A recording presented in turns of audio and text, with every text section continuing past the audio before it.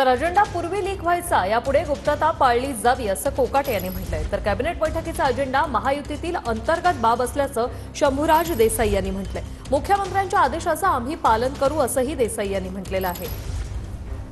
Leak होतात म्हणजे पूर्वी लीक होत होते, या पुढच्या काळामध्ये तशा प्रकारची गुप्तता पाळली जावी।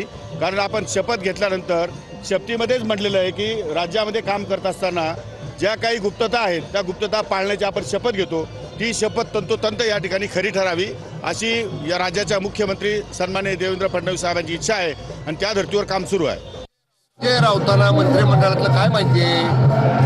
मंत्रिमंडळाचा अजेंडा काय असतो, तो कसा गोपनीय ठेवला जातो, हे संजय राऊतांना प्रशासनाला माहिती आहे का? लोकांच्यातली निवडणूक संजय राऊतांना माहीत नाही आणि आता राहिला प्रश्न मंत्रिमंडळ बैठकीतल्या अजेंडाचा, हा महायुतीमधल्या अंतर्गत बाब आहे।